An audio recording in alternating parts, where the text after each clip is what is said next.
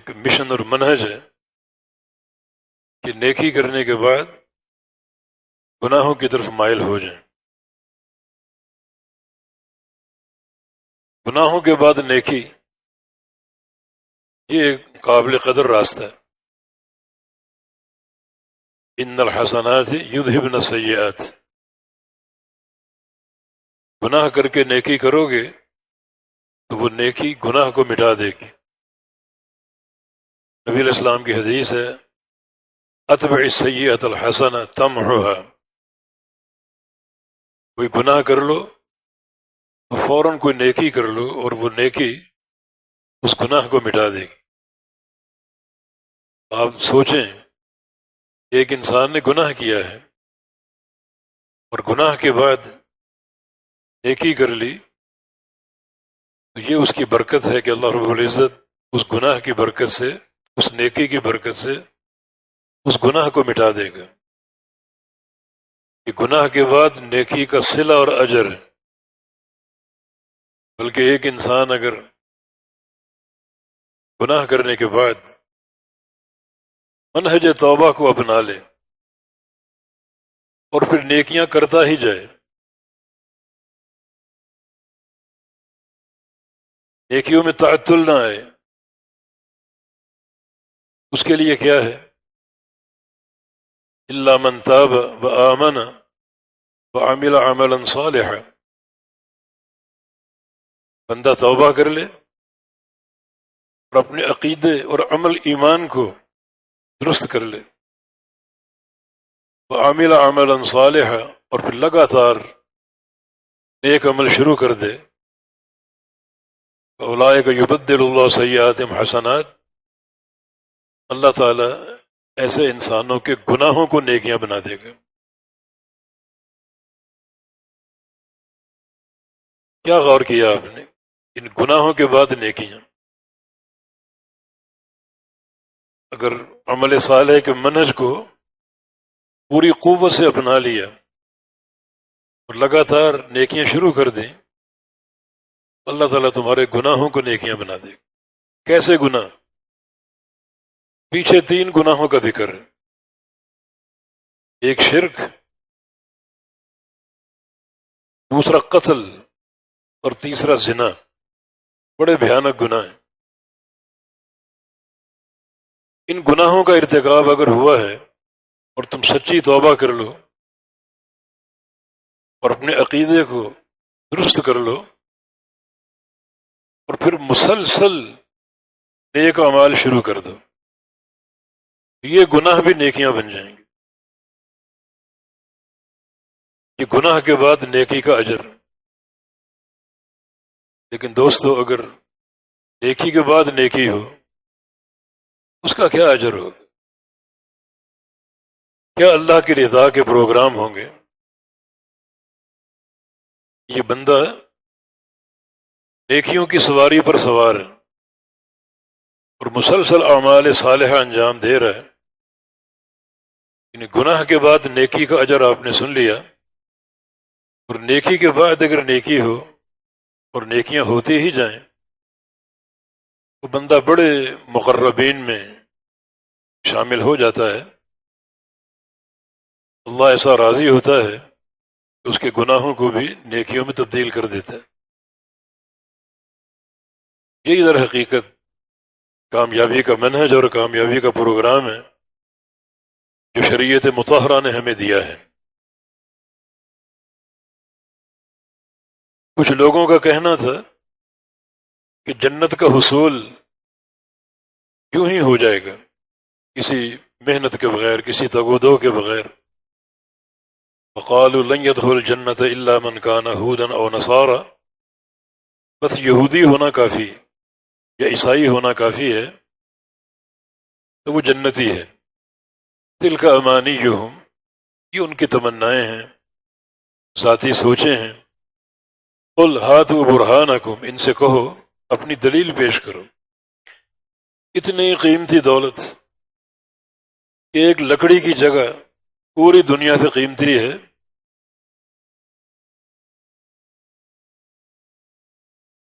پوری دنیا سے قیمتی، یہ کسی حجت کے بغیر، کسی دلیل کے بغیر حاصل ہو سکے گی؟ قل ہاتھوا برہانکم، دلیل پیش کرو۔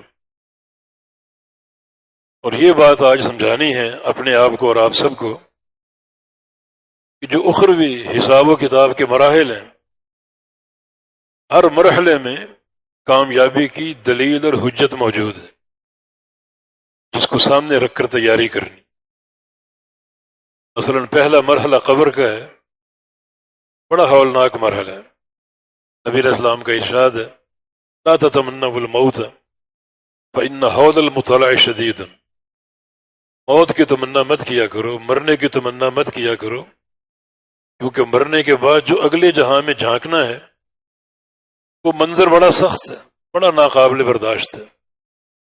امیر عمر کا قول رضی اللہ عنہ، اگر پوری دنیا کا میں مالک بن جاؤں، پوری دنیا کا بلا شرکت غیر میں مالک بن جاؤں، تو سارا کچھ خرچ کرنے پر تیار ہوں، اس شرط پر کہ اللہ تعالی مرنے کے بعد جو اگلے جہاں میں جھانکنے کا منظر ہے وہ آسان کر دے۔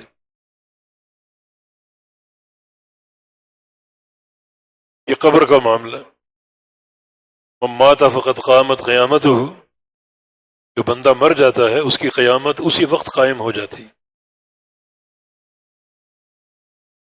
امیر المومنین عثمان غنی رضی اللہ عنہ جب کسی قبر کو دیکھتے، یبکی بکاء حتی یبل لحیتہ، بہت روتے حتیٰ کہ داڑھی بھیگ جاتی۔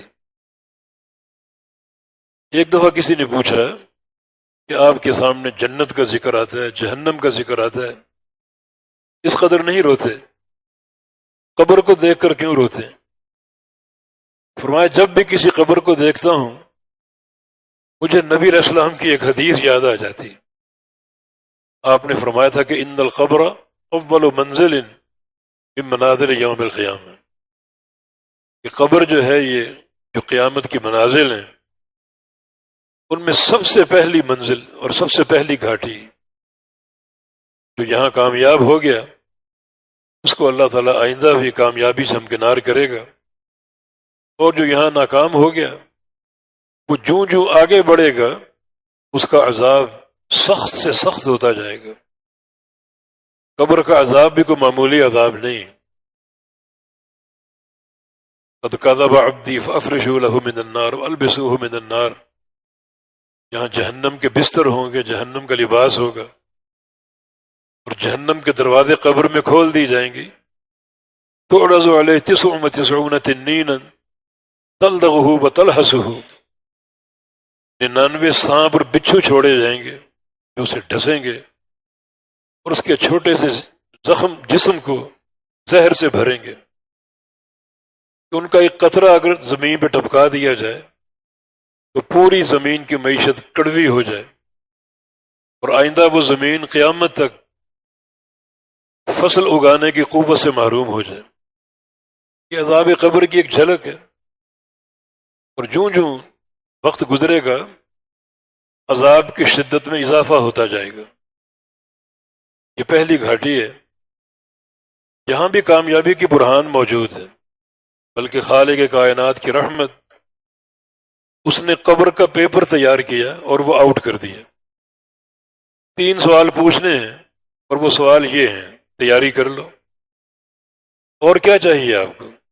کوئی ممتحن، کوئی ایگزامینر اپنا پیپر آؤٹ کرتا ہے؟ اللہ تعالیٰ نے پیپر بنایا، صرف 3 سوال ہیں اور وہ بتا دیے ہیں، بس تیاری کر لو۔ اور ربک ما دینک من نبیک، تیرا رب کون ہے، تیرا دین کیا ہے، اور تیرا نبی کون ہے؟ یہ سوال بڑے سہل ہیں، مگر ان کے جوابات جو ہیں ان کے پیچھے ایک منہج ہے، ایک عقیدہ ہے، ایک تیاری ہے، جس کو بار بار یاد کرایا گیا ہے۔ ایک دعا پڑھتے ہیں اذان کے بعد، رضیت باللہ ربا وبالاسلام دینا وبمحمد الرسول صلی اللہ علیہ وسلم۔ یہ دعا جو ہے یہ پورا قبر کے پیپر کی تیاری ہے۔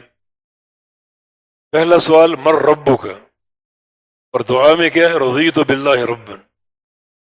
دوسرا سوال ما دینک، اور یہ دعا کیا ہے؟ وبالاسلام دینا۔ اور تیسرا سوال من نبیک، اور دعا میں کیا ہے؟ وبمحمد الرسول صلی اللہ علیہ وسلم۔ یہ دعا دن میں بار بار دہراتے ہیں۔ در حقیقت یہ اسی مرحلے کی تیاری کہ میں راضی ہوں اللہ تعالیٰ کو رب مان کر، اسلام کو اپنا دین مان کر، اور محمد مصطفیٰ صلی اللہ علیہ وسلم کو اپنا رسول مان کر۔ بس یہاں صحیح جواب دینے کے لیے دو قوتوں کی ضرورت ہے، ایک علمی قوت ہے اور ایک عملی قوت ہے۔ ابن قیم کا ایک قول کہ دو قوتیں چاہیے، علمی اور عملی۔ علمی قوت کیا ہے؟ آپ کو علم ہو، یقین ہو، بلکہ اس پر راضی ہو جائیں کہ اللہ ہی رب ہے اور کوئی رب نہیں، اور پھر عملی طور پر اس پر قائم ہو جائیں، یعنی علمی اور عملی قوت۔ یہ نہ سوچیں کہ سوال بڑے آسان ہیں، یہ تو سب کو معلوم ہے، بچہ بچہ جانتا ہے۔ نہیں، صحیح جواب کے پیچھے ایک منہج ہے، علمی اور عملی قوت ہے۔ آپ کی پوری زندگی اس علم پر گزرے کہ اللہ ہی رب ہے اور کوئی رب نہیں۔ یہ درگاہیں، یہ آستانے، جبے اور قبے سب باطل، وہ اکیلا عبادت کے لائق ہے، وہ اکیلا رب ہے۔ علمی اور عملی قوت۔ اور دین کیا ہے؟ دین اسلام۔ بظاہر سوال آسان ہے، مگر قبر میں جواب دینے کے لیے یہ پیچھے پورے منہج کی ضرورت ہے۔ اب ایک شخص سے پوچھا جائے کہ تیرا رب کون ہے، اور اس کے بہت سے رب ہوں، صبح کسی کو سلام ہو، شام کسی کو سلام ہو۔ ایک ویگن پر میں نے لکھا ہوا دیکھا کہ صبح داتا اور شام بری۔ وہ کیا جواب دے گا کہ میرے تو بہت سے مشکل کشا تھے، بہت سے رب تھے؟ اس لیے وہ ہا لا ادری کہے گا۔ یہ کلمہ تعجب ہے، مجھے کیا ہو گیا، اس سوال کا جواب کیوں نہیں آ رہا مجھے؟ سوال تو آسان ہے، مجھے جواب کیوں نہیں سجھائی دے رہا؟ یہ کلمہ تعجب، یہ افسوس ہے کہ میں نہیں جانتا میرا رب کون ہے۔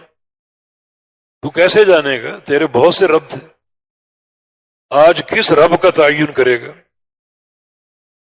تو اتنا آسان اور سہل معاملہ ہے یہ، پیپر بتا دیا گیا، سوال بتا دیا گیا، تو تیاری کر لیجئے۔ اور ان کلمات کی فضیلت حدیثوں میں وارد ہے۔ ذاق طعم الایمان من رضی باللہ ربا وبالاسلام دینا وبمحمد الرسول صلی اللہ علیہ وسلم۔ جو شخص راضی ہو جائے اللہ کو رب مان کر، بس وہی رب ہے اور کوئی نہیں۔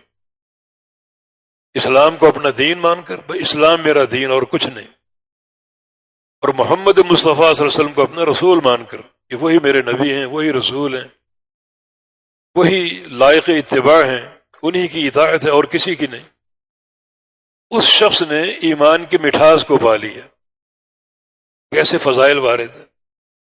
اگر چاہتے ہو کہ ایمان کی مٹھاس کیا ہے، حلاوت کیا ہے، تو ان تین چیزوں کو سمجھ لو، مان لو، راضی ہو جاؤ، اور اپنے عمل میں شامل کر لو۔ ایک اور حدیث میں رسول اللہ صلی اللہ علیہ وسلم کا فرمان ہے، من قال رضیت باللہ ربا وبالاسلام دینا وبمحمد نبیا فانی زعیم بأن آخذ یدہ حتی ادخلہ الجنہ۔ جو شخص یہ الفاظ، یہ جملے کہتا رہے، دہراتا رہے، رضیت باللہ ربا وبالاسلام دینا وبمحمد الرسول، کہتا رہے، پڑھتا رہے، چلتے پھرتے، میں محمد مصطفیٰ صلی اللہ علیہ وسلم ضمانت دیتا ہوں، وعدہ کرتا ہوں کہ قیامت کے دن اس کا ہاتھ پکڑ لوں گا، اس وقت تک نہیں چھوڑوں گا جب تک اس کو جنت میں داخل نہ کر دوں۔ یہ فضیلت کیوں ہے؟ اسی لیے کہ اپنی قبر کی تیاری کرو۔ یہ اصول ثلاثہ، کہ آپ کو اہل حدیث کے اسٹیج سے ملیں گے، اصول ثلاثہ۔ شیخ الاسلام کی کتاب بھی الاصول الثلاثہ کے نام سے، یہی تین اصول ہیں، رب کون ہے اور دین کیا ہے اور رسول کون ہے۔ یہ قبر کی تیاری. باقی اس اعتقادی قوت کے ساتھ ساتھ عملی قوت بھی ہے. جب انسان قبر میں داخل ہوتا ہے بہت ہی مشکل گھاٹی ہے وہ. اس وقت اس کے عمل جو ہیں، نبی علیہ السلام کی حدیث کے الفاظ ہیں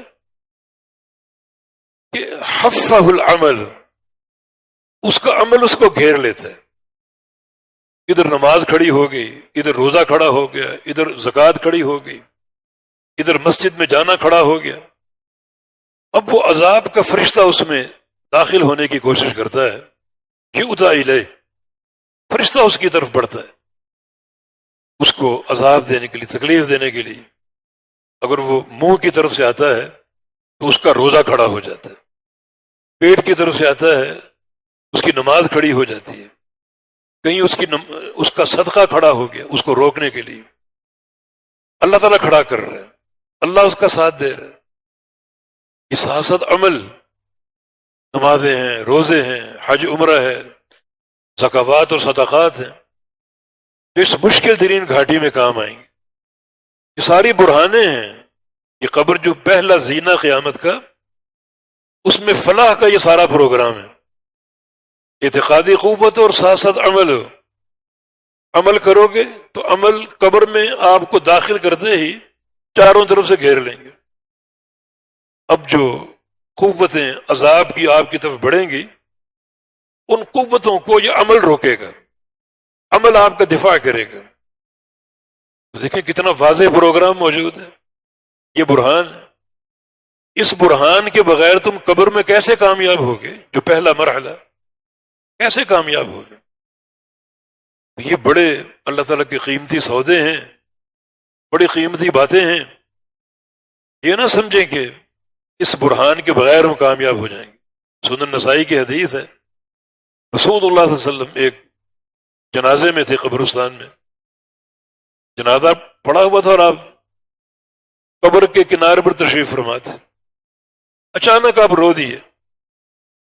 حدیث میں آتا ہے کہ حتی بل الثرا، اتنا آپ روئے جو سامنے قبر کی مٹی تھی وہ بھیگ گئی.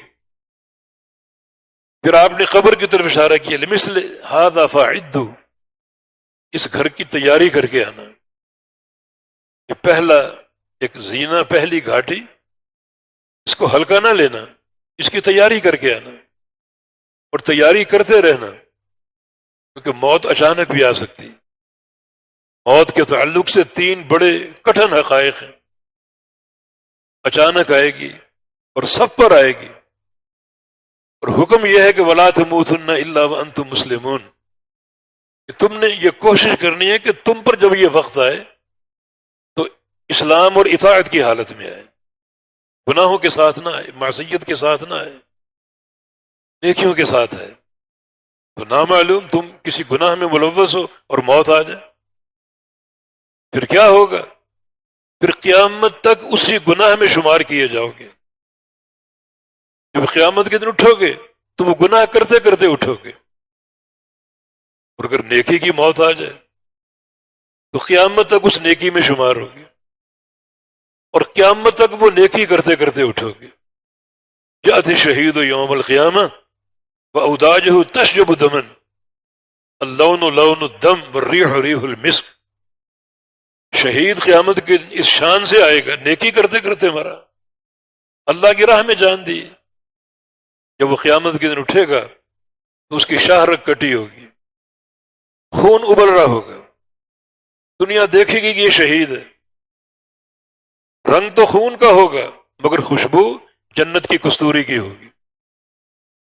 نیکی کرتے کرتے گیا ہے، اسی نیکی میں شمار ہوگا. قیامت تک وہ مجاہد اور شہید شمار ہوگا، اجر اس کا لکھا جائے گا قیامت تک کے لیے، اور وہ نیکی کرتے کرتے اٹھے گا. نبی علیہ السلام کے ساتھ ایک شخص حج کر رہا تھا، اونٹنی پر سوار تھا، سواری سے گر گیا گردن کے بل اور وہیں فوت ہو گیا. عرفات کے میدان احرام باندھا ہوا. فرمایا کہ کفنوا فی ثوبہ، اس کو احرام کی چادروں میں کفن دے دو.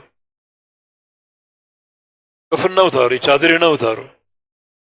فلا تحنثوه، اور اس کو خوشبو نہ لگاؤ، یہ حاجی ہے محرم، احرام میں خوشبو نہیں لگائی جاتی۔ فلا تخمروا رأسه، اس کا سر نہ ڈھانپو، حاجی کا سر ننگا ہوتا ہے۔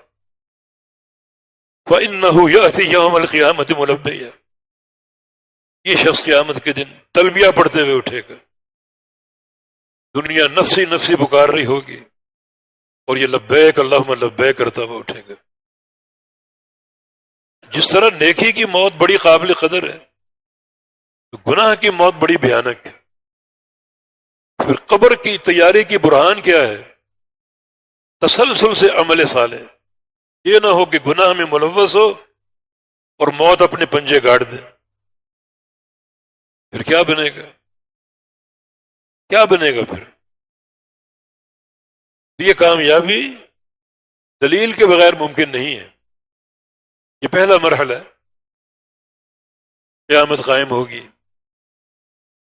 قبر کا معاملہ تو بہت ہی ہلکا ہے آخرت کے معاملے میں۔ قیامت کا چہرہ دیکھ کر فرشتے تک کیا اٹھیں گے؟ سبحانک ما عبدناک حق عبادتک، وہ فرشتے جنہوں نے صدیوں سجدے کیے ہیں، تسبیحات کی ہیں، اللہ تعالیٰ کا ذکر کیا ہے، وہ قیامت کا چہرہ دیکھ کر کہیں گے کہ یا اللہ تو پاک ہے، ہم تیری عبادت کا حق ادا نہیں کر سکے، صدیوں کی عبادت۔ مسند احمد کی ایک حدیث میں رسول اللہ صلی اللہ علیہ وسلم کا فرمان ہے، لو ان رجلا یجر علی وجہہ من یوم ولد الی یوم یموت حرما، ایک شخص اگر پیدا ہوتے ہی چہرے کے بل گھسیٹا جائے، چہرے کے بل، یہ گھسیٹا جانا اللہ کی رضا کے لیے، اللہ کی راہ میں ہو، فی سبیل اللہ ہو، جیسے بلال حبشی کو گھسیٹا گیا، عمار ابن یاسر کو گھسیٹا گیا، ان کے بوڑھے باپ یاسر کو گھسیٹا گیا اللہ کی راہ۔ وہ گھسیٹا جانا تو چند دنوں کے لیے تھا، اگر اس کو پیدا ہوتے ہی گھسیٹا گیا اور مرتے دم تک گھسیٹا گیا اور موت بھی بڑھاپے میں آئے، اتنی بڑی نیکی، لیکن لحقرہ یوم القیامہ، جب قیامت قائم ہوگی تو قیامت کا چہرہ دیکھ کر یہ شخص اپنی دنیا کے عمل کو حقیر جانے کا، میں نے کچھ نہیں کیا، کچھ نہیں کیا۔ یہ نصوص ہم سے کیا تقاضا کرتے ہیں کہ بڑی بھاری تیاری کی ضرورت ہے، یہ برہان ہے اخروی نجاح کے لیے، اخروی کامیابی کے لیے، اللہ تعالیٰ کے سامنے کھڑا ہونا حساب و کتاب کے لیے۔ تجہزوا للارض الاکبر، امیر عمر اپنے گورنروں کو گاہے بگاہے وصیت کیا کرتے تھے کہ سب سے بڑی پیشی کی تیاری کرو، وہ پیشی اللہ تعالیٰ کے سامنے، اس پیشی کی تیاری کرو، حساب و کتاب تو ہونا ہے، اللہ کے روبرو پیش ہونا ہے۔ فَلَنَسْأَلَنَّ الَّذِينَ أُرْسِلَ إِلَيْهِمْ وَلَنَسْأَلَنَّ الْمُرْسَلِينَ، ہم نے سب سے سوال کر رہے ہیں، ہر امت کے ہر فرد سے پوچھ لیں اور اس امت کے نبی سے بھی پوچھ لیں۔ جب نبی نے ہمارے روبرو آنا ہے، تمہاری کیا حیثیت؟ کوئی اس سے مستثنا نہیں۔ آپ کو بتا دیا گیا ہے، قیامت کے مراحل کا تعارف پیش کر دیا گیا، بتا دیا گیا کیا پوچھنا ہے ہم نے۔ نبی علیہ السلام کی حدیث لن یزول قدم ابن آدم حتی یسأل عن خمس، بندے کے قدم اللہ تعالیٰ کی عدالت سے ایک بال برابر نہیں سرک سکیں گے، ہل نہیں سکیں گے، جب تک 5 سوالوں کے جواب نہ دیں۔ 5 سوالوں، عن حیاتہ فیما امضی وعن شبابہ فیما ابلی، ایک تو پوری زندگی کا حساب دو، یہ زندگی کہاں گزار کر آئے اور کیا کچھ کرتے ہوئے آئے، پوری زندگی ایک ایک لمحے کا حساب دو۔ پھر خاص طور پر جوانی کا حساب دو، یہ شباب کہاں گزارا، جوانی کہاں گزاری، جوانی کی خلوتیں، جوانی کی جلوتیں، جوانی کی راتیں، جوانی کے دن کہاں گزارے، ایک ایک پل کا حساب دو۔ خاص طور پہ جوانی کا حساب ہوگا۔ میرے نوجوان عزیزوں اور دوستو، یہ بڑی ایک مغتنم اور قابل قدر عمر ہے۔ سبعۃ یظلھم اللہ فی ظلہ یوم لا ظل الا ظلہ۔ اللہ تعالیٰ نے 7 قسم کے انسانوں کو قیامت کے دن اپنے عرش کے سائے میں لے لینا ہے۔ یہ سایہ فراہم کرے گا جس دن خالق کائنات کے سائے کے علاوہ کوئی سایہ نہ ہوگا۔ اس میں ایک نوجوان ہے، ان 7 افراد میں شاب نشأ فی عبادت ربہ، وہ نوجوان ہے جو اپنے رب کی عبادت میں پروان چڑھے، بچپن ہی سے عبادت کا شوق پیدا ہو گیا، مسجد کی محبت پیدا ہو گئی، علماء کی محبت پیدا ہو گئی، ان سے ملنا، مسجد میں جانا، حاضری دینا، نماز باجماعت کا اہتمام کرنا، اللہ کا ذکر کرنا، جوانی کی عمر سے۔ بڑے بڑے بوڑھے اس دن نیکیوں اور گناہوں کی الجھن میں گرفتار ہوں گے، گن رہے ہوں گے بیچارے، اور یہ نوجوان جو ہے اللہ کے عرش کے سائے تلے بیٹھا ہوگا، جو جوانی ہی سے، بچپن ہی سے اللہ تعالیٰ کی عبادت کرتا ہے۔ تو اللہ تعالیٰ نے یہ 2 سوال کرنے ہیں، ساری عمر کہاں گزاری اور جوانی کہاں گزاری، اور تیسرا سوال مال کے بارے میں، چوتھا سوال بھی مال کے بارے میں، وَعَنْ مَالِهِ مِنْ أَيْنَ اكْتَسَبَ وَفِيمَا أَنْفَقَ، مال کے بارے میں جواب دو، کہاں سے کمایا، آمدنی کے ذرائع کیا تھے، اور پھر مال کے بارے میں چوتھا سوال، خرچ کہاں کیا۔ حالانکہ تمہارا اپنا مال ہے، خرچ کرنے میں تم آزاد ہو، لیکن یہ آزادی قیامت کے دن قائم نہیں رہے گی۔ بتاؤ یہ ایک ایک درہم، ایک ایک پیسہ کہاں خرچ کر کے آئے، کیا خریدا، کس کو دیا، یہ بھی حساب ہوگا۔ اور 5واں سوال وَعَنْ عَمَلِهِ فِيمَا عَلِمَ، جو علم تمہارے پاس تھا اس علم کے مطابق اپنا عمل پیش کرو، جتنا علم تمہیں دیا اس علم کے مطابق اپنا عمل پیش کرو۔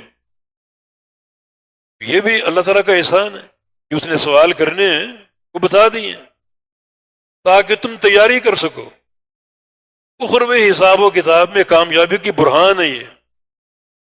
ان 5 سوالوں پر غور کرو۔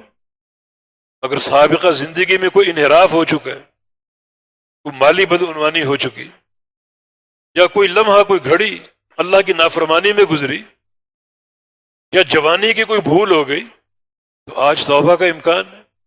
ابھی آپ نے سنا نہیں، اگر توبہ کر لو، عقیدے کو سنوار لو اور پھر مسلسل نیکی شروع کر دو تو ان گناہوں کو نیکیاں بنا دوں۔ نبی علیہ السلام کی حدیث ہے، قیامت کے دن ایک شخص آئے گا حساب و کتاب کے لیے، بڑا ڈرتے مرتے، بڑا پریشان حال، اور اللہ فرشتوں سے کہے گا کہ اعرضوا علیہ صغار ذنوبہ ورفعوا عنہ کبارہا، یہ بندہ جو آ رہا ہے نا، اس کے صرف چھوٹے گناہ پیش کرنا، بڑے گناہ اٹھا دو اس کے، وہ پیش نہ کرنا۔ اس کو پتہ میں کیا پاپ کما کر آیا ہوں، ڈرتے مرتے آگے بڑھے گا اور فرشتے شروع کر دیں گے اس کا یہ گناہ، یہ گناہ، چھوٹے گناہ۔ نبی علیہ السلام کا فرمان ہے کہ وہ اپنے چھوٹے گناہوں کا اقرار کرے گا، یعترف بصغار ذنوبہ وہ مشفق عن کبارہا، چھوٹے گناہ کا اقرار کر رہا ہے، ہر گناہ کا اقرار کر رہا ہے، اور ساتھ ساتھ کانپ رہا ہے کہ جب بڑے گناہ کھلیں گے تو میرا کیا بنے گا۔ چھوٹے گناہ اتنی باریک بینی سے پیش ہو رہے ہیں، جب بڑے گناہوں کی فہرست کھلے گی تو کیا بنے گا میرا۔ جب چھوٹے گناہ سارے ختم ہو جائیں گے تو اللہ تعالیٰ فرشتوں سے کہے گا اجعلوها حسنات، ان سارے گناہوں کو نیکیاں بنا دو، سب گناہوں کو نیکیاں بنا دو۔ نبی علیہ السلام نے فرمایا کہ جب یہ منظر دیکھے گا کہ میرے گناہ نیکیاں بن گئی، اب وہ سوچے گا میں نے بڑے بڑے گناہ بھی کر رکھے تھے، وہ کیوں نہیں سامنے آئے۔ ایک دم اس میں جرت پیدا ہو جائے کہ یا اللہ کچھ گناہ اور بھی تھے، وہ کہاں گئے۔ ابو ذر غفاری اس حدیث کے راوی ہیں، کہتے کہ نبی علیہ السلام نے یہ جملہ ارشاد فرمایا کہ آپ ہنستے بہت کم تھے، تبسم کرتے تھے آپ، اتنا ہنسے آپ کہ ہم نے آپ کی داڑھیں دیکھ لی، کھل کھلا کے ہنسے۔ اس بندے کی جرت دیکھو، ابھی کہاں پر ہے، ایک دم جرت آ گئی، یا اللہ اور گناہ کہاں ہیں میرے؟ اللہ تعالیٰ گناہوں کو نیکیاں بنا دے گا۔ اس کے لیے اس منہج توبہ کی طرف آؤ۔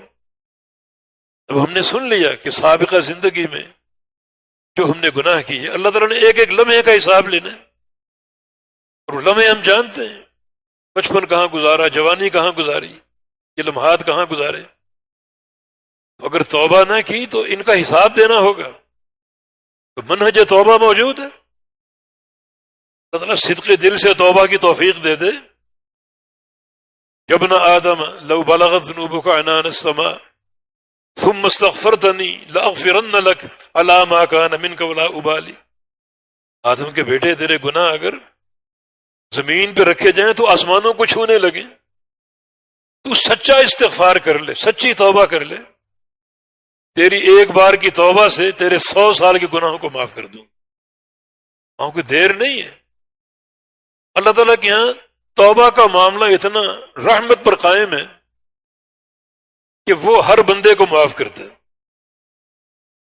اور ہر گناہ کو معاف کرتا ہے، ہر گھڑی معاف کرتا ہے۔ کوئی اوقات مختص نہیں ہے کہ فلاں وقت میں آ کر توبہ کر لو۔ ہر گھڑی، دن رات کے جو یہ لمحات ہیں، کسی لمحے سچی توبہ کر لو۔ یہ آپ کی توبہ کی صداقت اللہ دیکھ لے، بڑی جلدی بندے سے صلح کر لیتے، بڑی جلدی راضی ہو جاتے۔ یہ جب معاملہ آ گیا اخروی حساب کا، اللہ تعالیٰ کو ہم نے حساب دینا ہے۔ حساب بھی کیسا؟ زندگی کے ایک ایک لمحے کا، جوانی کے ایک ایک لمحے کا۔ تو پھر اپنی زندگی کو سامنے رکھو، جوانی کے ایام کو سامنے رکھو۔ 19-20 ہوئی ہے، کوئی تغافل ہوا ہے، تو آج بندہ توبہ کر لے۔ بڑا غفور الرحیم ہے، گناہوں کو بخشنے والا۔ اس بندے کے دل سے اس کو خشیت دکھائی دے کہ بندے کے دل میں ڈر ہے میرا، پھر گھڑی کوئی بھی ہو۔ بنی اسرائیل کے 100 افراد کا قاتل پشیماں ہوا، اب وہ پکارتا پھر رہا کہ حل لی من توبہ، میرے لیے توبہ ہے؟ اللہ کے لیے بتاؤ مجھے، میرے لیے توبہ ہے؟ دل علی راہب، ایک راہب کی طرف بھیجا گیا۔ وہ کٹھیا میں ایک راہب بیٹھا ہے، صوفی صاحب، اس سے جا کر پوچھ لو۔ اس نے سنا کہ 100 افراد کا قاتل، 99، کہا کہ انا لک توبہ، تیری توبہ کہاں قبول ہوگی؟ وہ تو 99 افراد کا قاتل، تیری توبہ کہاں قبول ہوگی؟ اس کی جاہلیت دوبارہ لوٹ آئی، اس نے اس کو بھی قتل کر دی، 100 پورے ہو گئے۔ پھر باہر نکلا پچھتاتا ہوا، حل لی من توبہ، حل لی من توبہ، میرے لیے توبہ ہے؟ اب کی بار ایک عالم کی طرف رہنمائی کی گئی کہ فلاں جگہ ایک محدث ہے، ایک عالم ربانی ہے، اس کے پاس جاؤ۔ اس نے جب پوری اس کی داستان سنی، یہ 100 افراد کا قاتل ہے، کیا کہا؟ علمی جواب دیا، من یحول بینک وبین توبتک، اللہ کے بندے، تیرے اور تیری توبہ کے درمیان دنیا کی کوئی طاقت حائل نہیں ہو سکتی، کوئی طاقت حائل۔ ہاں تو توبہ کر۔ میرا مشورہ یہ کہ فلاں بستی میں صالحین آباد ہیں، بڑے نیک لوگ، ان میں شامل ہو جائے، اچھی صحبت اختیار کر لے، جو قتل و غارت گری کی زمین تھی اس کو چھوڑ دے، ہجرت کر جائے یہاں سے۔ وہیں سے نکلا اور وہاں روانہ ہو گیا۔ دنیا نہیں جانتی وہ قاتل کہاں گیا، اس قاتل کا معاملہ کیا ہے۔ صالحین میں شامل ہونے کے لیے روانہ ہو گیا، راستے میں موت آ گئی، فرشتے دونوں پہنچ گئے، عذاب کے بھی اور جنت کے بھی۔ دونوں فرشتے روح قبض کرنا چاہتے ہیں۔ عذاب کے فرشتوں کی حجت یہ ہے کہ اس نے توبہ ابھی کی نہیں، جا رہا ہے، اور جنت کے فرشتوں کی حجت یہ ہے کہ یہ سفر کر چکا ہے، شروع کر چکا، پشیماں ہو چکا۔ الندم التوبہ، پشیمانی ہی تو توبہ ہے۔ اب وہ زمین پہ گرا پڑا ہے۔ اللہ تعالیٰ نے فیصلہ کیا دیا کہ دونوں زمینوں کو ناپو، دونوں زمینوں۔ ایک حدیث کے الفاظ ہیں کہ اس کے پاؤں جو تھے وہ قتل کی زمین کے قریب تھے، گناہوں کی زمین کے، اور اس کا سینہ جو تھا وہ صالحین کی زمین کے قریب تھے۔ ہے کہ اصل چیز تو سینہ اشرف الاعضاء، پاؤں سے مت ناپو، سینے سے ناپو۔ جب سینے سے ناپا گیا، چند ہاتھوں کے فرق سے وہ صالحین کی زمین کے قریب ثابت ہوا اور اس کے سارے گناہ معاف کر دیے گئے اور اس کو جنت کا پروانہ دے دیا گیا۔ بندے کے اندر خشیت دیکھ لے، خشیت۔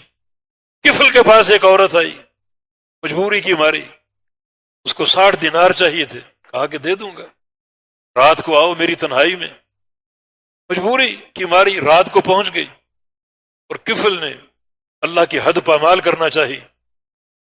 عورت رو پڑی، کیوں روتی ہو؟ میں تمہیں پورے گن کر پیسے دوں گا۔ کہا کہ بات یہ نہیں ہے، بات یہ ہے کہ اللہ کی حد کو پامال نہ کر، اللہ سے ڈر جا، اللہ کا خوف اپنے اندر پیدا کر، اس کی حد کو پامال نہ کر۔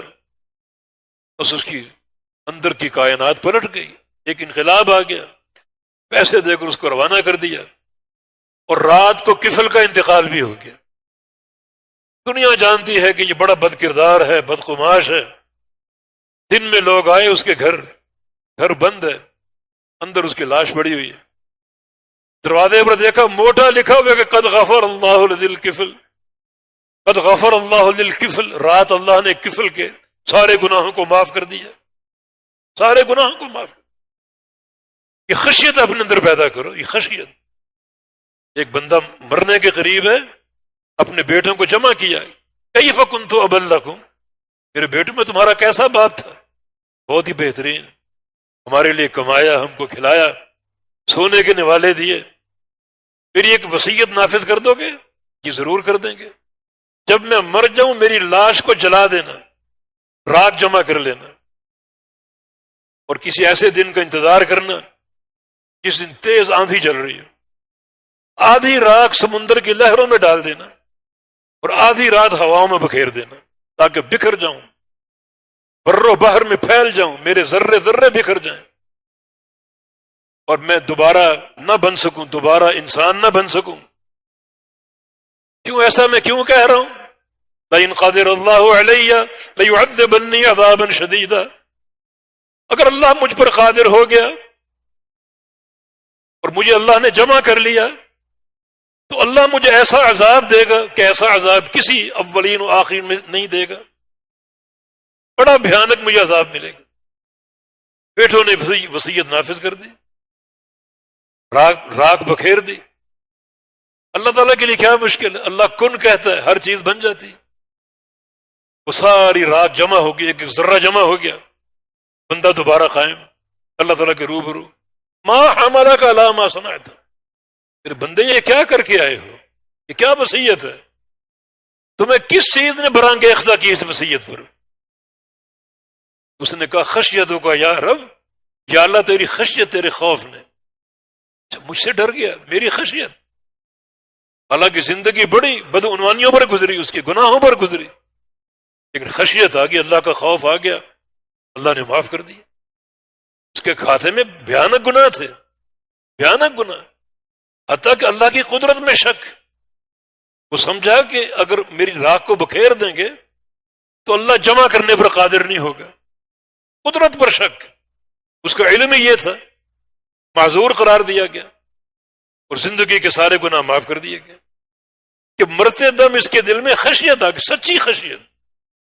یہ خشیت سچی چاہیے، یہ خشیت کسی دعوے کی محتاج نہیں ہے کہ اللہ بڑا بادشاہ ہے بس کافی، نہیں، دل میں خشیت ہو، توبہ کی طرف رغبت ہو، عمل صالح کی پوری خواہش ہو اور اس پر ایک عزم قائم ہو جائے، یہ خشیت کی دلیل۔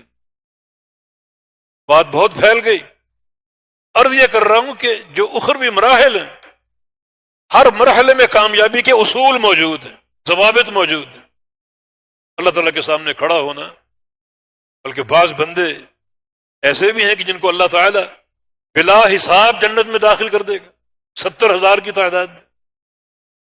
نبی علیہ السلام نے دعا کی، فاستزدت ربی، یا اللہ اس تعداد کو بڑھا دے، میری امت کے افراد تو اربوں ہوں گے، 70,000 کی کیا نسبت ہے، اس تعداد کو بڑھا دے۔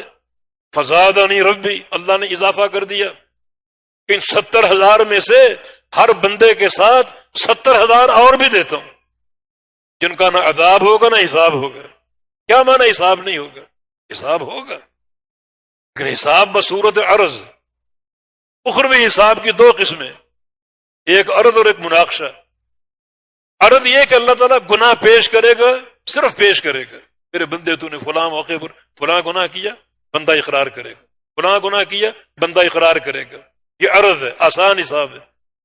اگر اللہ نے پوچھ لیا کہ یہ گناہ کیوں کیا تھا، یہ مناقشہ، اس کیوں کا جواب دنیا کی کوئی طاقت نہیں دے سکتی. من نوقش فقد عذب، اللہ نے جس سے کیوں کر کے پوچھ لیا وہ شخص مارا گیا، وہ عذاب میں ڈال دیا جائے گا، کوئی طاقت اس کو بچا نہیں سکے گی.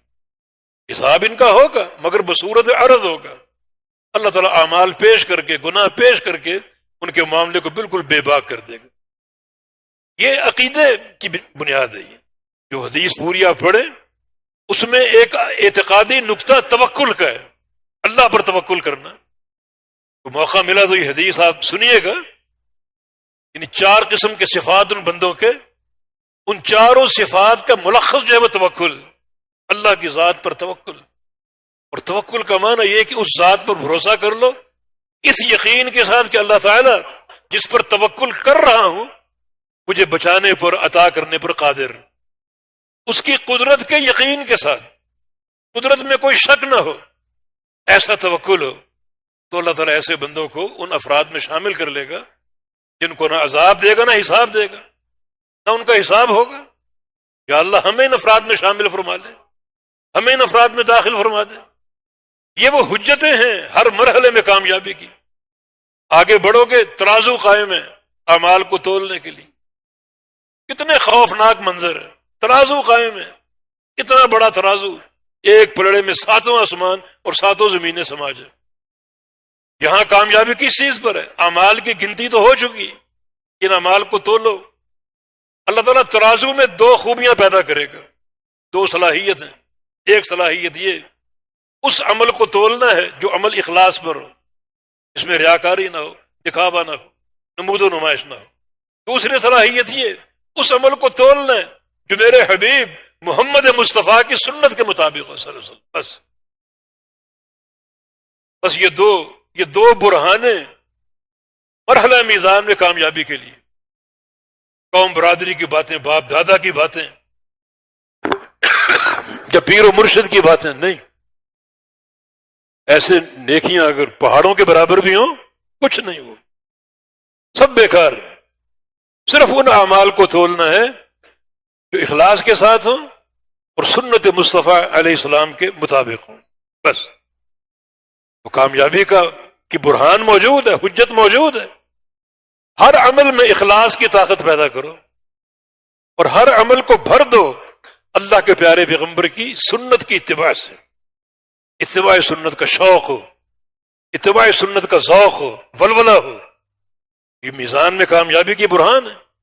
اسی لیے پیغمبر علیہ السلام کی حدیث ہے رب سمین لا یزن عند اللہ جناح بعوضہ. قیامت کے دن بڑے بڑے بھاری بھرکم لوگ آئیں گے اپنے اعمال سمیت. اللہ کہے گا تولو ان کو، نیکیوں کو تولو، اس بندے کو بھی تولو.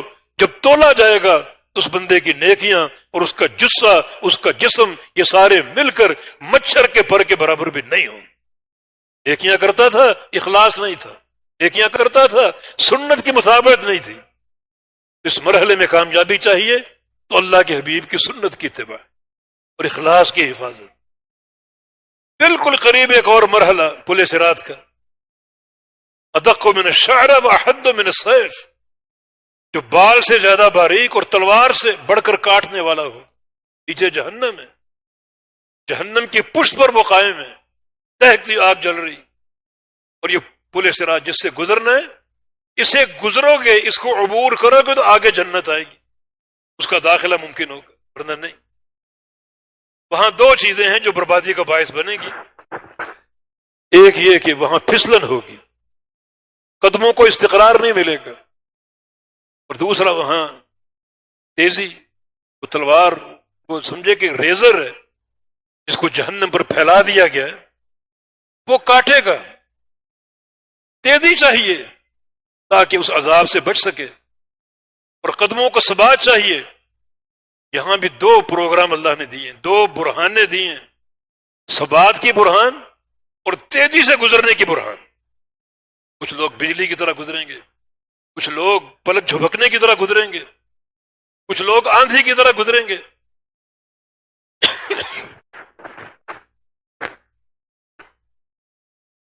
دونوں برہانے موجود ہیں.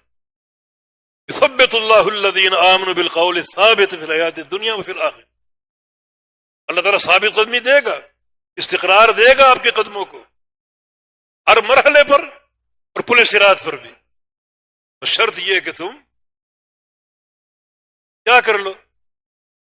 بالقول ثابت، قول ثابت کی برکت سے. عبداللہ بن عباس مفسر قرآن فرماتے ہیں کہ قول ثابت جو ہے وہ لا الہ الا اللہ ہے. اس کلمے کی برکت سے اللہ تعالی ثابت قدمی دے گا.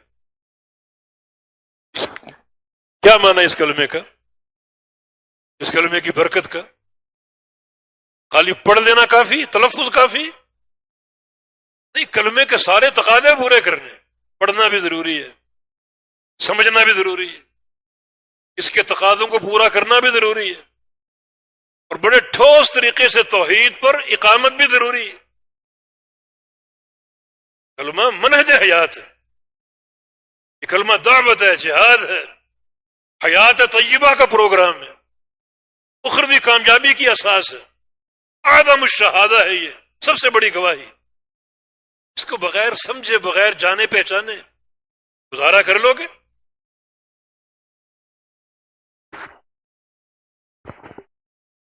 یہ ناممکن ہے. تو تمہیں ثابت قدمی ملے گی، لیکن اس قول ثابت لا الہ الا اللہ کی برکت سے، اس قول ثابت کی برکت سے اس کو سمجھو، اس کو پڑھو، اس کے تقاضے پورے کرو. افضل الذکر لا الہ الا اللہ، سب سے بہترین ذکر لا الہ الا اللہ. سفیان ثوری کا قول ہے کہ لیس شیء اقطع لظہر ابلیس من قول لا الہ الا اللہ. سب سے زیادہ تمہارے جس ذکر سے ابلیس کی کمر ٹوٹتی ہے یہ کلمہ پورا منہج ہے.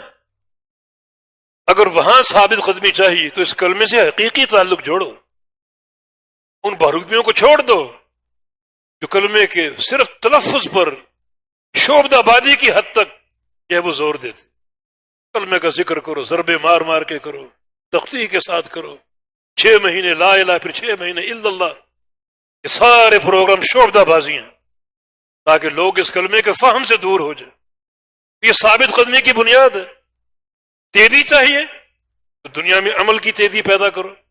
صحیح مسلم کی حدیث ہے، رسول اللہ صلی اللہ علیہ وسلم کا فرمان ہے من ابطأ بھی عملہ لم یسرع بہ نسبہ. آج جس کی عمل کی سواری کمزور ہے اسے قیامت کے دن کوئی چیز تیز نہیں چلا سکے گی. اگر عمل میں کمزوری، عمل میں تیزی پیدا کرو، لیکن تیزی ایسی نہ ہو کہ عمل اخلاص سے خالی ہو، سنت کی اتباع سے خالی ہو. اخلاص کے ساتھ ہو، سنت کی اتباع کے ساتھ ہو، جیسے کبھی بیان ہوا. یہ تیزی اگر عمل کی ہوگی تو اللہ تعالیٰ تیزی سے گزار دے گا، پلک جھپکنے کی طرح، بجلی کی طرح گزار دے گا. یہاں بھی کامیابی کی برہان موجود ہے. پل صراط پر آگے بڑھو گے، ایک قنطرہ آئے گا، اللہ تعالیٰ وہاں کھڑا کرے گا. وہاں کھڑا کر کے اللہ تعالیٰ حقوق کا حساب لے گا. کس کی غیبت کی، کس کی چغلی کی، کس کے ساتھ مالی فراڈ کیا، کس کو دھوکہ دیا، کس کی عزت سے کھیلا. اللہ تعالیٰ ظالم کو بھی کھڑا کرے گا، مظلوم کو بھی. یہ قنطرہ پر بڑا مشکل یہ مرحلہ ہے، بڑا مشکل مرحلہ. اگر اعمال کی گنتی میں کامیاب ہو گئے، اعمال کے وزن میں کامیاب ہو گئے، یہاں رکاوٹ آ سکتی. نبی علیہ السلام کی حدیث ہے حشر کے میدان کا سکہ درہم و دینار نہیں ہے بلکہ نیکیاں اور گناہ ہیں. اللہ ظالم کو کھڑا کرے گا، مظلوم کو کھڑا کرے گا، اور پھر اللہ رب العزت ظالم کی نیکیاں مظلوم کو دے گا اور مظلوم کے گناہ ظالم کو دے گا. اس میں اس کو مسکین کہا گیا کہ جو نیکیوں کے ڈھیر لے کر آیا تھا مگر ضرب ھذا وشتم ھذا واخذ مال ھذا، کسی کو تھپڑ مار دیا، کسی کو گالی دے دی، کسی کی غیبت کر دی، کسی کو قتل کر دیا، تو اللہ تعالیٰ ان سارے مظلوموں کو جمع کر دے گا اور پھر اس ظالم کی نیکیاں مظلوموں میں تقسیم کر دے گا. معاملہ بے باک ہو گیا تو ٹھیک ہے، ورنہ مظلوموں کے گناہ جو ہیں وہ ظالم کو دے گا. جو نیکیاں لایا تھا وہ گناہوں کا بوجھ لے کر جہنم میں جا رہا ہے۔ یہاں کامیابی کی برہان کیا ہے؟ اپنے حقوق کے معاملے کو سیدھا کر لو، حقوق العباد کے معاملے کو، غیبت نہ کرو، جھوٹ نہ بولو، چغلیاں نہ کرو، گالی گلوچ نہ کرو، کسی کا مال نہ ہتھیاؤ، کسی کی عزت سے نہ کھیلو۔ اللہ کے پیارے پیغمبر کی حدیث سنن نبی داؤد میں، من کان لہ مظلمۃ علی اخیہ بعرضہ او مالہ فلیتحللہ منہ اليوم، اگر تم میں سے کسی نے اپنے بھائی پر زیادتی کر رکھی ہو، ظلم کر رکھا ہو، اس کی عزت کے تعلق سے یا اس کے مال کے تعلق سے، تو آج ہی جاؤ جا کر اس سے معافی مانگ، اپنا معاملہ صاف کروا لو، قبل اس کے کہ وہ دن آ جائے جس دن بری ہونے کے لیے کوئی درہم و دینار نہ ہوگا اور نہ وہ کام آئے گا۔ اس دن کا سکہ درہم و دینار نہیں ہے، حشر کے بازار کا سکہ نیکیاں اور گناہ۔ پھر اللہ ظالم کی نیکیاں چھینے گا اور مظلوموں کو دے گا، اور مظلوم کے گناہ لے گا اور ظالم کو دے گا۔ یہاں بھی برہان چاہیے، برہان کا موقع آج موجود ہے، عمل۔ اور پھر ان گناہوں، یہ جو حقوق العباد کے تعلق سے گناہ ہیں، اپنے آپ کو بچائے ان سے، اپنے معاملے کو صاف رکھے اور اپنے معاملے کو ان الجھنوں سے دور رکھے، تاکہ روز قیامت یہ مشکل گھڑی نہ آ جائے۔ حدیث میں آتا ہے کہ اللہ تعالیٰ قیامت کے دن آئے گا ایک تقریر کرتے ہوئے کہ اے معاشر والو، اے معاشر والو، لا یستطیع احد منکم یدخل الجنہ، تم میں سے کوئی شخص جنت میں داخل نہیں ہو سکتا اگر اس پر کوئی حق ہے کسی جہنمی کا۔ غور کریں، جہنمی کا کوئی حق ہے، یعنی جنت میں تم جا رہے ہو اپنے اعمال کی بنا پر، اگر کسی جہنمی پر تم نے دنیا میں زیادتی کر رکھی ہے، یہ معاملہ چھوڑ نہیں دیا جائے کہ یہ تو جہنمی جائے بھاڑ میں، جائے جہنم میں، نہیں، اللہ تعالیٰ جہنمی کو لائے گا اور جنتی کو لائے گا، اور اللہ تعالیٰ اس حق میں تصفیہ کرے گا، عدل قائم کرے گا۔ ہو سکتا ہے جنتی کی نیکیاں اس بندے کو دے دی جائیں، وہ جنتی بن جائے اور یہ جہنمی بن جائے۔ حتی لطمہ کے الفاظ ہے، ایک تھپڑ بھی کسی کو مارا ہے تو اللہ تعالیٰ مارنے والے کو اور جس کو مارا دونوں کو کھڑا کرے، اور انصاف قائم کرے گا، عدل قائم کرے گا۔ یہ سارے مراحل اخروی حساب، عہد کوثر ہے، اس کا پانی پینے کے لیے سنت کی اتباع ضروری۔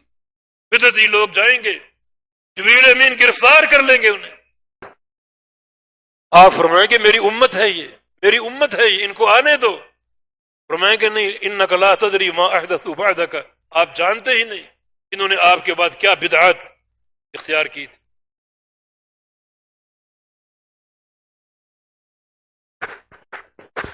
وہاں بدعتی انسان کا کوئی مقام نہیں، سنت کی اتباع کام آئے گی۔ یہ مختلف مراحل ہیں، ان مراحل میں کامیابی کی برہانیں موجود ہیں، تیاری کے مواقع موجود ہیں، تو آج تیاری کیجیے۔ ایک انسان قیامت کے دن جو کہے گا کہ یا اللہ دنیا دوبارہ قائم کر دے تاکہ میں نیک اعمال کروں، تو بھائی دنیا موجود ہے، کر نیک اعمال۔ اس دن جو کہے گا دوبارہ قائم کر دے تاکہ میں نیک اعمال کروں، تو موقع ہی نہ آنے دو، دنیا موجود ہے، تم بھی موجود ہو، نیک اعمال کرو، اپنے عقیدے کو سنوارو، اپنے عمل کی اصلاح کرو۔ مواقع موجود ہیں، عمر بھی موجود ہے، اللہ تعالیٰ نے کم عمر نہیں دیا، 60 70 سال 80 سال چھوٹی عمر نہیں۔ جو ذات بندے کے ایک لمحے کی خشیت پر راضی ہو جاتا ہے، 70 80 سال کی عمر کوئی معمولی عمر نہیں۔ قیامت کے دن افسوس کرو گے کہ یا اللہ دنیا دوبارہ قائم کر دے، وہ دنیا قائم ہے آج، تم بھی زندہ اور موجود ہو۔ ان حیات کے دنوں کو غنیمت جان لو، اعمال صالح کی طرف آؤ، نیک اعمال اپناؤ، تاکہ قیامت کے دن افسوس نہ ہو۔ یہ ساری برہانیں موجود ہیں، ان پر غور کرو، ان دلائل کو سامنے رکھتے ہوئے، حجتوں کو سامنے رکھتے ہوئے، ان براہین کو سامنے رکھتے ہوئے اخروی معاملے کی تیاری کرو۔ ہر معاملے میں کامیابی کے دلائل موجود ہیں اور براہین موجود ہیں، بات صرف غور و فکر کی ہے اور اپنانے اور عمل کرنے کی ہے۔ اللہ پاک مجھے اور آپ کو توفیق عطا فرما، اللہ ہم سے راضی ہو جائے، اللہ تعالیٰ اپنی خشیت ہم کو عطا فرما دے، ایسی خشیت جو سارے گناہوں کے بیچ میں حائل ہو جائے۔ اللہ تعالیٰ تمام بیماروں کو صحت عطا فرما دے۔ بہت سے مریض آج کل خاص طور پہ کرونا وائرس میں مبتلا ہیں، اللہ تعالیٰ سب کو صحت کاملہ دے، صحت دائمہ اور عاجلہ عطا فرما دے۔ تمام بیماروں کے لیے آپ دل سے دعا کیجئے، بہنوں اور بھائیوں کے لیے اللہ تعالیٰ سب کو عافیت دے، اور اللہ سب کو شفاء کاملہ عطا فرما دے، سب کو عافیت کی زندگی عطا فرما دے۔ اللہ ہم سے راضی ہو جائے، اپنی محبتوں کا مستحق قرار دے دے، رحمتیں عطا فرما دے۔ یا اللہ ہمارے گناہوں کو بخش دے، اور یا اللہ ہمیں نیک اعمال کی ڈگر پر قائم رہنے کی توفیق۔ اقول قولی ھذا واستغفر اللہ لی ولکم وآخر دعوانا ان الحمد للہ رب العالمین۔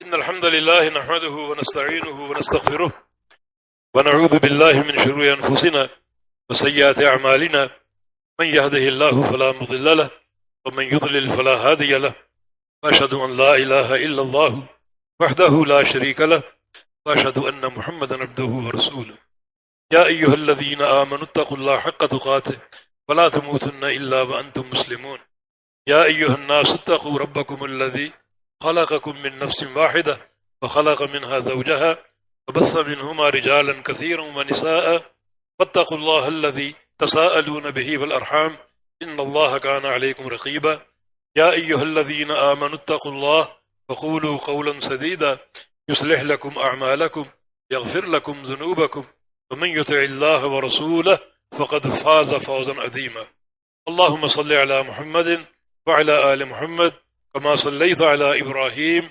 وعلى آل إبراهيم إنك حميد مجيد اللهم بارك على محمد وعلى آل محمد كما باركت على إبراهيم وعلى آل إبراهيم إنك حميد مجيد ربنا لا تؤاخذنا إن نسينا أو أخطأنا ربنا ولا تحمل علينا إصرا كما حملته على الذين من قبلنا ربنا ولا تحملنا ما لا طاقة لنا به واعف عنا واغفر لنا وارحمنا أنت مولانا فانصرنا على القوم الكافرين رب اغفر وارحم وأنت خير الراحمين اللهم انصر الإسلام والمسلمين اللهم انصر من نصر دين محمد صلى الله تعالى عليه وسلم واجعلنا منهم واخذل من خذل دين محمد صلى الله تعالى عليه وسلم ولا تجعلنا منهم اللهم اشف أنت الشافي لا شفاء إلا شفاؤك شفاء لا يغادر سقما اللهم اشف مرضانا مرضى المسلمين اللهم اشف مرضانا مرضى المسلمين اللهم ارفع عنا هذا الوباء